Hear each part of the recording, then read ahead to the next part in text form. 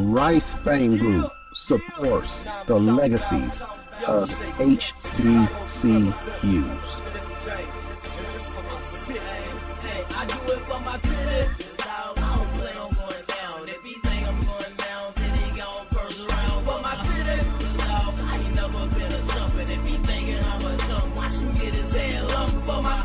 This is Lacy L. Rice Jr. of Rice Fame Group, welcoming you to Chat with HBCU Champions, Season 3, Episode 1, featuring head coach Pat Kendrick of Xavier University of Louisiana, whose Gold Rush volleyball team won the Red River Athletic Conference title once again. This is starting to become a good habit because this is our third year. And in these 3 years, Coach Kendrick has been a part of this Chat with HBCU Champion. And this is actually the second time that she is the first episode. So congratulations, Coach. Thank you. And on being the first 2 times and also on winning the championship. Thank you. So this might be a little different than what we've done in the past. Some of the questions will be the same, but since you have been here so many times, you're pretty much part of the family now. So last year you also won the Rice Fame Group HBCU Makita Excellence Award. So I have to congratulate you on that as well. Thank you. Oh, yes. And that, for those of you who do not know, that award is an award that is selected by peers. So her fellow volleyball coaches selected her to win that award. So, Coach, please tell us about this year's team. Well, we had some pretty outstanding play from a couple of our freshmen. We also had our senior, Kennedy Wade, who became Xavier's first All-American, repeated as All-American again. This time she was second team. Last year she was third team, but this time she moved up to second team All-American. She'll be graduating this coming spring. And then we had a freshman, Taylor Parker, from Charlotte, North Carolina, who was Rookie of the Year in the conference, who also made the All-Region team. And we had a transfer, Alexandra Flores, who also made the first team. We had Bengisu Kazaslar, one of our setters, made the second team. Sydney Murray, one of our outside hitters, made second team. Stella Dinova, one of our opposites, made second team. So we had, a lot of representation on the all-conference teams and kind of helped us put it all together. Okay, wow, that is fantastic. That is fantastic. So what was the competition like this year, especially in your conference? And how did your athletes handle? I know they have had to have that target on their back every single conference match. So how did they handle that as well? Well, I think the conference is getting better. Our Lady of the Lake, who we've beaten in the championships the last 3 years, they always bring their A game every time we play them. They beat us during the regular season a couple of times. So they played really well during that regular season title. They got the regular season championship. And then Texas A&M, they came in the Texarkana location. Texas A&M has a lot of campuses, but the Texarkana one, they've gotten a lot better as well. So they finished in the top 3, and everybody is, will tend to play their best when they're playing against us. Cause like you said, we kind of have a target on our back. So I think the level of play in the conference has picked up for sure. Okay. And well, to put things in perspective, as far as Xavier volleyball, your program, your actual athletic program, transferred out of the GCAC over to the Red River Athletic Conference, and you've been in that Red River for 3 years now. Yes, 3 years. So you won all 3 years, but you were winning when you were in the Gulf Coast Athletic Conference as well. How many did you win there? Well, I guess Xavier won 10 straight championships there. I was only a part of, doing the math, I was a part of 5 of them, I guess 4 of them. And then we won the last 3 Red River. So Xavier's has been able to compete in the first round of the NAIA championships 13 years, consecutively. So yeah, we pretty much kind of dominated. But in terms of competition, the competition's a lot stronger in the Red River overall. Okay. So that, once again, that's just another accolade, because you have a very unique background, and actually you have a very unique additional job now. Yeah. Last year when we talked to you, you were the interim athletic director, and now you are the athletic director. So congratulations on that as well. Thank you. Yeah, a lot more work. Oh, well, tell us about your overall background. Well, I'm an Army brat. We moved to Virginia when I was 12. Went to high school there, Hayfield Secondary. It was 7th through 12th grade. So I ended up going to George Mason University, ran volleyball and played volleyball and ran track at George Mason. And then the woman who was the coach my senior year asked me to be her assistant. So I was her assistant for 2 years. And her name is Kim Sears. Kim went on to be the first academic coordinator for student athletes at George Mason. So she stepped out of the coaching, and then I took over the team in 85. And so I was the head coach there for 30 years at George Mason. I spent 1 season as an assistant for the men's team, but primarily I was the women's coach for 30. And then I actually retired from George Mason in 2014 at the end of that season. So I guess basically December. And then I spent 2 years as the director of volleyball operations at Virginia Tech for the 2015 and 16 seasons. And then I wanted to get back into coaching. The Xavier job became open, and I applied, and I got the Xavier job in 2017. So I've been here ever since. Okay. And I mean, that's tremendous. That's really tremendous. You don't look like you've been coaching since 85 or anything like that. So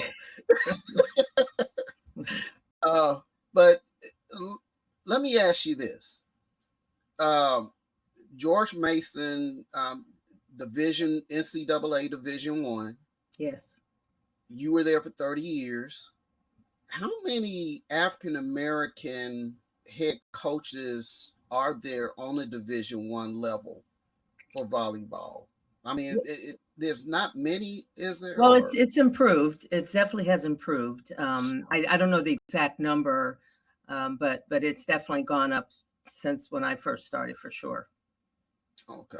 And I should have prefaced that by saying coaches from non-HBCUs. Right. And so, but yeah, so like I said, once again, it's very impressive that you're able to be, and today you just really don't even see coaches being around that long with one program. Right. Yeah. There's a lot more movement. Right. Because I know every time I try to call someone or contact someone, it's, oh, well, they're not here anymore. They've gone to this program. So that's like I said, that's another thing that you really need to be applauded for. And so do many coaches see you as one of the deans of volleyball? I don't really know. I mean, I come across a lot of people, when I go out recruiting, coaches will say hi and they'll wave and that kind of thing. I don't know. I guess you'd have to ask them. I've certainly been around long enough to do something, I guess. Right. Okay. I guess I guess it was the American Volleyball Coaches Association. I guess it was last championship last year. So that would have been the 2022 season. They called it the grandmothers of volleyball or something, and I was one of the grandmothers. So I guess that's part of that. So, you've been around long enough, you can be somebody's grandma. Right. Okay. Wow. So I'm assuming that all of you took that as an honor. Oh yeah, for sure. Yeah. All right. Well, did you win any accolades this year? Well, when the team won the conference championship, Hmm. I was coach of the year in the conference. And so, yeah, I mean, at this point, we kind of just want the team to win the championship. And then some other award comes after that, then that's a bonus. Right. Okay. Okay. Um. Now, how did things go in the NAIA tournament? Well, we came across a Eastern Oregon team who was ranked in the top 10. And when we Hmm. saw them, we saw why they were ranked in the top 10. And so it was, we played as hard as we could. They were very good. They went on to, I think they made the quarterfinals at the championship. I know they made it to the round of 16. And Hmm. so, yeah, we ended up, our season kind of came to an end at Eastern Oregon. But Okay. we won the conference tournament. We were down.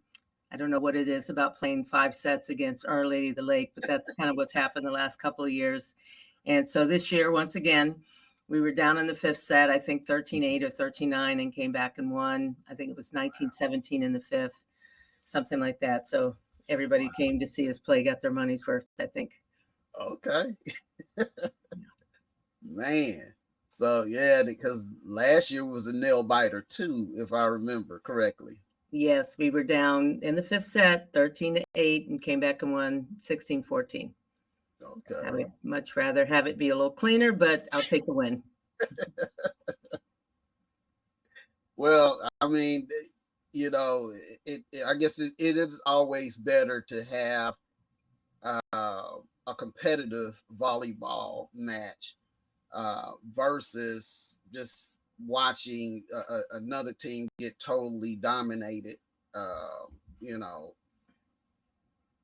and so to watch two quality programs like yours and Lady of the Lakes, I would have loved to have been there. Yeah. I mean, it was very entertaining for sure. I mean, people were on the edge of their seats.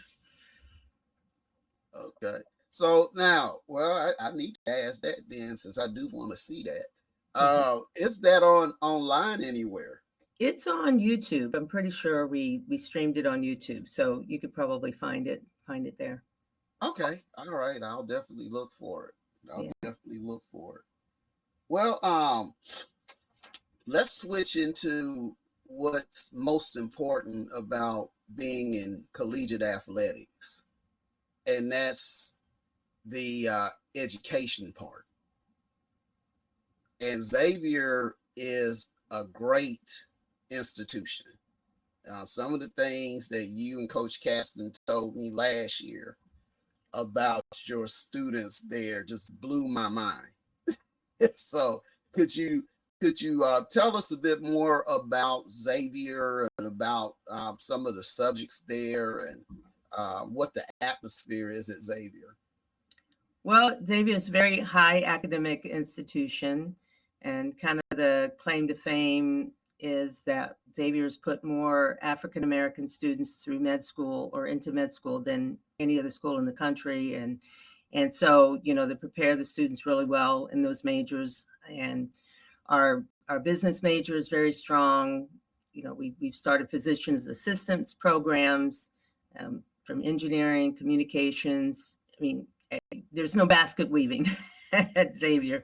So all the kids have to study real hard. We have, our resource center. We've got study hall for the athletes. We've got, they meet with their professors. They have study groups. And so if you're looking for a really strong academic institution that has very strong academic and athletic programs, then Xavier's kind of the place. Well, and the part that really blew my mind was when you and Coach Caston mentioned how students come to your games no matter what sport, basketball, volleyball, whatnot, with laptops so they can do their work. Yeah. Like I said, I've never heard that anywhere else, but that talks about the quality of students that Xavier has. Yes. Well, And it happens at our basketball games, and actually, one of our volleyball players. So, Coach Glenn is our cheer coach, and they're mhm, looking to try to win the national championship. They certainly have a strong enough team to do that. And so, they had a big event this past weekend, and one of our volleyball players who came there to support the cheer squad, and when the cheer team was getting ready to go on, and there was a number of teams competing.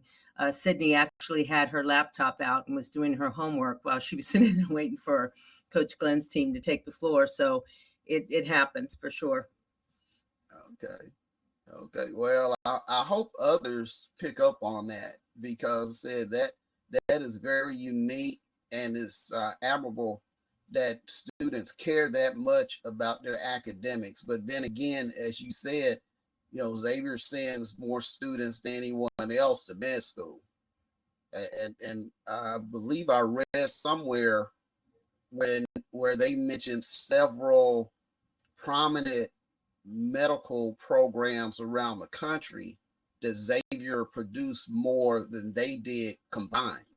Right. And we're getting ready to So, start a med school with Ochsner Medical, kind of the medical system here in Louisiana. So we're getting ready to start a med school. And I think maybe the launch date is 2025, which is a 100-year anniversary of Xavier. So we're pretty excited about that. oh, okay, 100 years. Okay, Years. so I assume that there are already plans on the athletic side to make that a very special year for everyone involved. Yes, for sure. Yeah, we've already had conversations about what homecoming's going to look like and some of the different events. So it should be pretty exciting. Okay, so now Xavier does not have a football team. Correct. So when is homecoming? Is that doing just the back? Do you have like a fall and a spring homecoming, or do you just have a spring homecoming? We have a fall homecoming, and it's usually around the first week of November. Xavier doesn't have football, but we've added the international football of soccer. So men's and women's soccer just had their first collegiate seasons at Xavier this past year. The women actually won the Red River Conference regular season title. The men finished in the top three.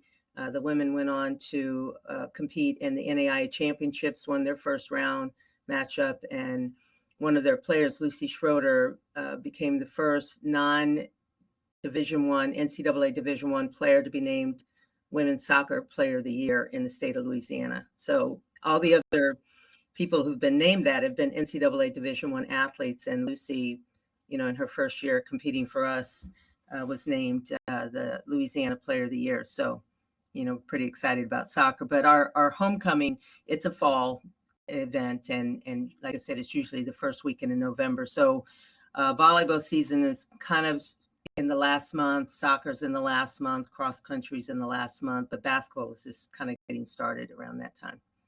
Okay. So who played during your fall homecoming? Was that one that volleyball played that day or that weekend? Or Well, this year it was just men's and women's basketball. Um, mm-hmm. the next 2 years, I think the way the conference volleyball schedule works out, I know in 2025 during the 100-year celebration, volleyball will play on that Saturday of homecoming, and the men's and women's basketball will play after. So it'll Oh. be a lot going on. Well, yeah, I know you're looking forward to that as a coach and administrator. Yes. But um, also looking at your directory, it seems like you do have a lot of help, a lot of support there from other people. Yes, yes. So, we've got Ed Cassier, who's kind of he tells everybody he's our publicist, but he's our sports information director in charge of communications and marketing. And then we've got Carlette Reeves, who's our business manager, business operations. We've got Clayton Simmons. He's the associate AD, tends to kind of work more on the compliance level. We've got Raven Campbell, who's just newly hired. She's our game day operations person. We've got Melissa Brown, who's our recreation director, and Patrick Gary's in charge of student athlete support. And he's kind of the one that kind of helps them with kind of on the academic side of things. So yeah, we've got some help here for sure. Okay. So you have to coach and attend meetings. A lot of meetings.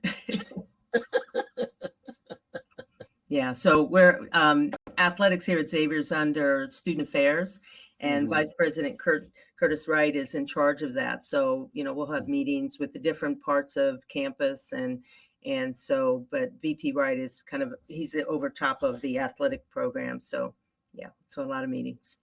Okay.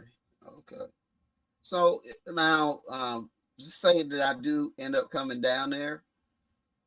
Does Xavier volleyball play on the same court as basketball? Does volleyball have its own venue? Volleyball and basketball play in the same venue. Okay.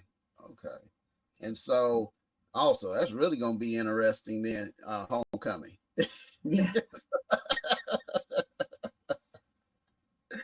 Oh, man. So,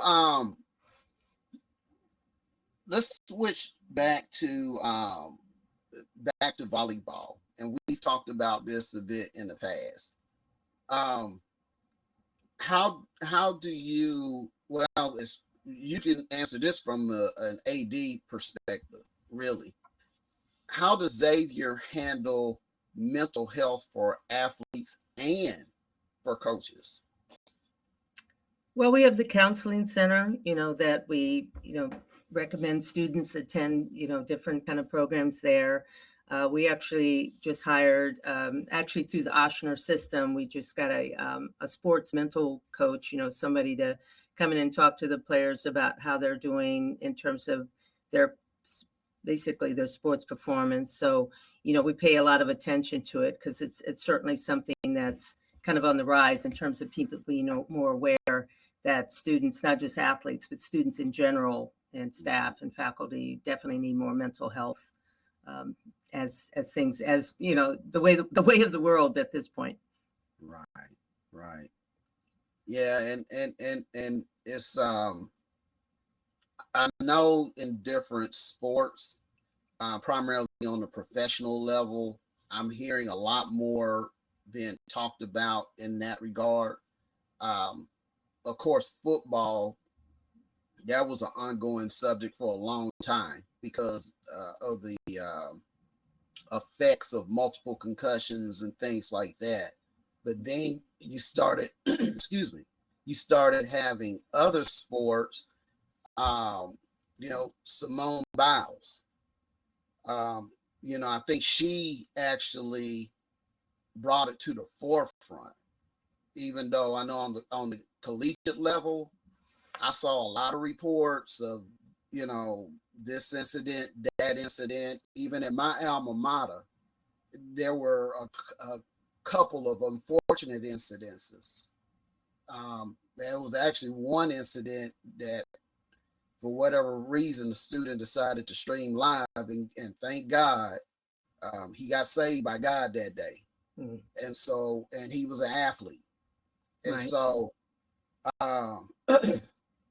and I guess, coming from Simone Biles, it ended up also with, I guess he's famous now, a professional wrestler named Eddie Kingston. And he talked, he wrestles for AEW, All Elite Wrestling. And there was a segment where he started talking about his struggles throughout his entire wrestling career. And he's a world champion now. But he talked about that and some of the things that he's done in the past. It kind of made sense once he talked about those struggles. And so I know you have the counselors come that like you said, that you've hired and everything. Without trying to get personal in their business, is that something that your athletes or coaches bring to you a lot too? Some of their problems where you might have to sit down and talk to them and give them resources or point them to in the right direction. Well, sometimes coaches will tell me about an athlete who's struggling, and or sometimes, I might have an athlete who's struggling, and Mm-hmm. as long as we know where the resources are to help them, I could say the Mm-hmm. counseling center, or whether it's, the our kind of our sports performance, mental sports performance coach. And so I think right now people are more likely to talk about it, Mm-hmm. whereas back in the day, maybe they didn't mention it, or, Mm-hmm. somebody told somebody to, oh, just suck it up. You can do this or whatever, that kind of thing. I think some of that has, that's lessened, but there's, we recognize there's different pressures these days and different things that are going on, and the world is different. And so, I think the more that people are kind of willing to talk about the struggles that they're having, then they're more likely to get some help, and there's more likely to have somebody direct them into a resource who might be able to help them. So I think that part of it's gotten better for sure since when I first started coaching. Okay. And do you think Simone Biles did have an effect on people being more open, especially what happened to her at the Olympics? Well, I think just anytime, a high profile athlete who, you look at Simone Biles and like, man, she's got it all together. And, because I mean, she lands at 10 every 2 seconds, she's like, oh, well, she's got to, she can't have any problems, right? Because if she had problems, she wouldn't be able to do that, and so I think anytime a high profile athlete kind of, lets you peek behind the curtain a little bit, I think that gets other people thinking, whoa, maybe she wasn't as perfect as I thought. And maybe if she's reaching out for help, then maybe I can reach out for help, those kind of things. So I think it does have an impact for sure. Okay. All right. Um, well, Coach, you mentioned um, that your former coach invited you to be an assistant coach. Do you have other people who were influences for you in volleyball? Well, my very first coach, Dean Shumway, he's the one that taught me how to play. I was a good athlete, and luckily for me, I was a good learner. So Dean just kind of showed me some things, and then, like I said, Kim invited me to be her assistant, and kind of recently, Thomas Downs, who's in Scotland, he was at one point the Great Britain national team coach, and I would get a lot of information from him. I had a chance to talk with him. Fred Chow, who's the coach at Old Dominion, I've talked with him quite a bit, and so there's a number of coaches, kind of along the way that I think every coach who's had some success has stolen a drill or two from some really good coaches. So I've certainly done my share of that, but I don't know how many people have actually stolen from me, but I've certainly stolen from a few other people. But yeah, so there's a lot of good coaching friends that I have out there that I can always, call up with something. One of my former assistants, who's now the head coach at UNC Wilmington, D'Artagnan Porch, or actually, if I called her D'Artagnan, she'd be very upset. Everybody calls her Dottie. So Dottie, Dottie's a kind of, I call her a young up and coming coach, but she's been at UNC Wilmington for a little bit. She was my assistant for a while, and actually had a long chat with her about team building stuff not Mm-hmm. too long ago. So yeah, so there's a number of people that I kind of reach out to. Okay. Well, as a former coach and educator myself, I remember when I was working on my degree for teaching, one of the videos that we had to watch was a famous educator, and he did make he made the comment, uh, "Teachers are the best thieves in the world Hmm. because they steal ideas from each other," Right. and I know I did quite a bit. So and it definitely it not only benefited me, of course, but it also benefited my students, Right. and that was the reason that I did that. So, um, yeah, that's great though. And so, as far as your program, what type of support do you get from the student body and from the community? Well, I think volleyball in general has gotten a lot more popular in the last year. I mean, who knows? Maybe it was Nebraska setting the world record in attendance at, playing in a football stadium with 90+ thousand people on ESPN. Um, and so, I think it's become more popular. And so, as a result, we get more students at our games. And, we've gotten, like I said, Raven Campbell's kind of in charge of our game day operations and, putting together more kind of promo things, get more students to come out. Because sometimes students don't even know you have a team unless you, go across campus and you kind of put the word out there and they come and, they watch and they have a good time. One of the our campus doctors, through Oshner, she was saying how, previously she didn't really enjoy watching live sports because it made her kind of anxious. And she actually came to watch one of our matches, and she said that actually after watching our team play this really tough match, it made her kind of enjoy wanting to come to more volleyball matches. So, we're definitely getting a lot more support on campus and the community. It's just, again, matter of kind of reaching out and trying to get more people in the neighborhood. And again, a lot of times they may not even know you have a team, and just kind of making it, showing them that it can be a fun atmosphere. And that's kind of the biggest part of it, because it is a fun game and it's a good spectator sport. Even if people aren't always exactly sure what's happening, it's very fast because the scores happen every time. At the end of a rally, somebody's going to score a point, as opposed to, maybe some other sports where it might take, multiple minutes to score one goal or something. I always feel for the soccer players, because they work so hard, and at the end of the 2.5 hours, the score might be 2-1 or 1-1 or 0-0, but they put in a lot of work for 2 hours. But as far as volleyball scoring, it's a fast game, and I think that kind of is what helps, and it's an athletic game too. And I think that's a lot of times people don't really see that until they actually come live to a game, and they're like, boy, those girls really jump well, they hit the ball hard. There's a lot of athleticism out on the floor. Right. Yeah. I mean, and not to sound chauvinistic, but growing up, I didn't know women could jump that high. And it was like, okay. and the spiking and then learning how tall some of those women are. And I know that people make a big deal when they see a woman slam a ball during a basketball game, but I wouldn't be surprised if many volleyball players can actually slam the ball. Oh yeah, there's a few that can. Yeah. And so and once again, going back to the Olympics, the U.S. teams win. That was like you, excuse me, as you were alluding to, that was exciting.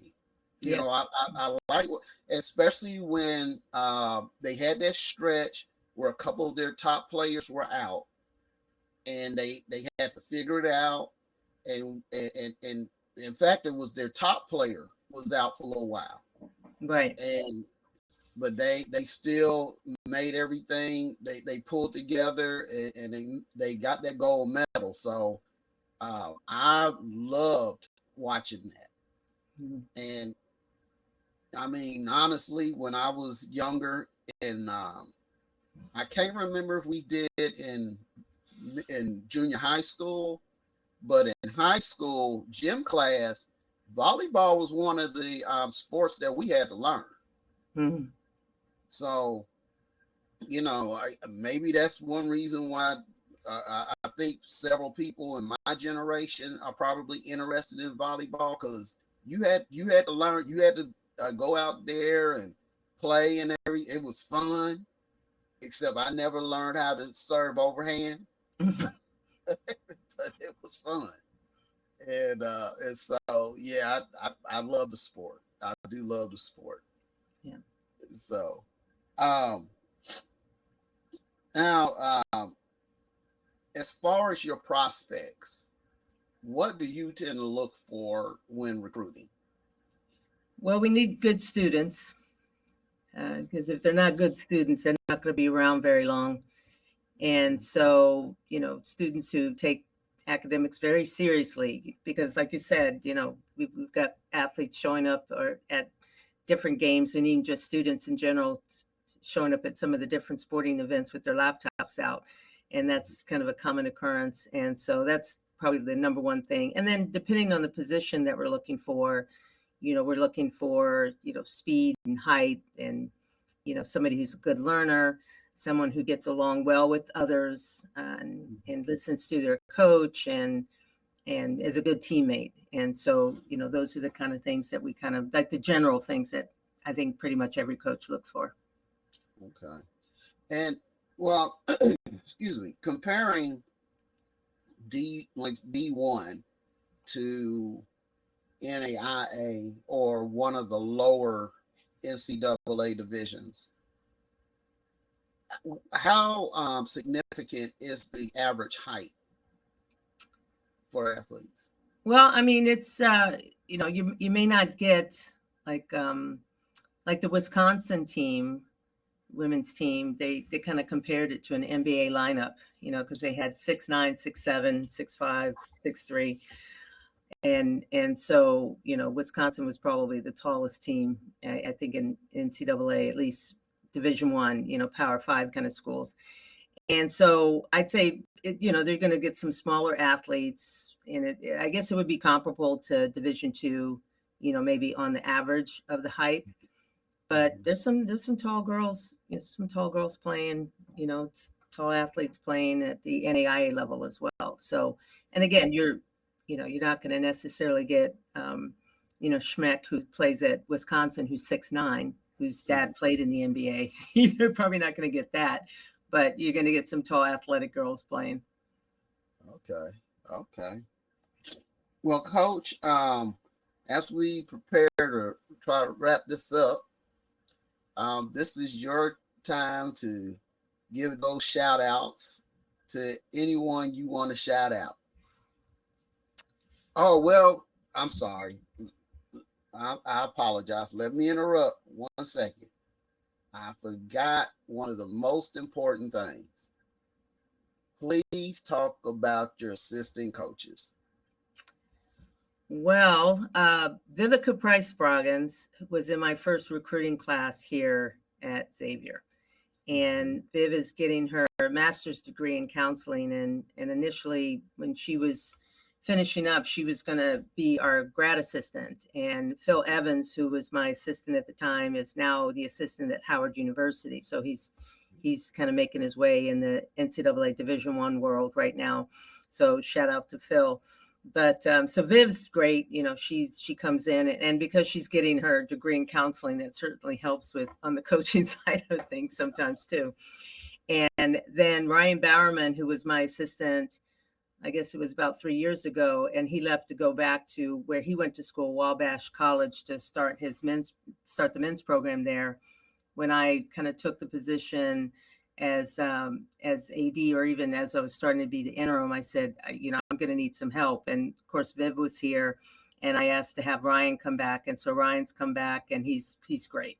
Ryan's a great coach, and he knows the game, and he and I are on the same page, I'd say 99.9% of the time. And he's been a great help. And so I think between Viv and Ryan, they've helped a lot with the recruiting side of things and the training side of things. So I wouldn't be able to kind of have this AD position if it weren't for the two of them kind of helping me along the way. So I think for sure those two are definitely the reason why, we had a lot of success this year. Okay. And once again, I apologize for interrupting you like that. I should have asked that before I asked you to give these shout outs. So now is the time to give shout outs. Well, I guess I would shout out to my team. Go to class, do your homework, talk to your professors, come to practice ready to work. That's my shout out. Okay. Well, excuse me, that's a great shout out. That is a great shout out, because that's what's important. You're not getting the grades. I'm pretty sure that you're probably not going to be able to play. Not going to be able to play. So that's what's really important. You come to a post-secondary institution, to learn as a student and to play as an athlete, hence the word student athlete. Right. So, well, Coach Kendrick, we want to thank you for participating in this chat once again. And, we're looking for this to be an annual event. So, we'll see, hopefully. because it's tough enough, to win one, but to win as many as you won and to do it in two different conferences, I said, all applause go to you for your as a coach, and to your team for being able to play to that high level. Because like you said, it's one thing to win the regular season title, but that conference championship is actually the tournament. Right.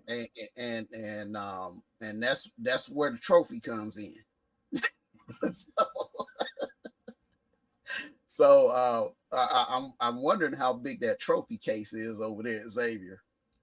Well, we need to kind of clear it out a little bit, and so we need to make some room. And it's not just volleyball. We got track, we got cheer, we got basketball. Like I said, men's and women's soccer starting up, so we're expecting some big things from them. Tennis, pretty much everybody's got something in that trophy case. Well, Coach, congratulations once again, and we will definitely follow your program, and much blessings to you in your role as the athletic director, as the full-time athletic director at Xavier now. And you got a lot of responsibility, but I'm sure that you can handle it. Yes, thank you. So that said, we do want to thank you, the audience, for watching this program. And you can go to our YouTube page, which is at New Breaks, NUBREAKS 2 on YouTube. You can also visit us on Instagram at Rice_athletics. So that being said, thank you very much, Coach. And thank you for all who view this. Thank you. All right. Yeah. Now I'm talking about young shakes. 502 representatives. Just change. And this for my city. Hey, I do it for my city. I don't plan on going down. If he think I'm going down, then he gon' first round. For my city, I ain't never been a jumpin'. If he thinking I'm a jump, watch him get his head lumped. For my city, I don't plan on going down. If he think I'm going down, then he gon' first round. For my city, I ain't never been a jumpin'. If he thinking I'm a jump, watch him get his head lumped. For my city, cause I feel like I love her so much, like I owe her so much for supplying her touch. I will always respect her, I will never neglect her. Bet you hear her naming like every one of my records. No, I'm not stunting, ain't no future in your frontin', right? Gotta get this money, watch me get it all night. Planet flying top flight, higher than space stations. That's why I gotta grind, cause I need it and I hate waiting.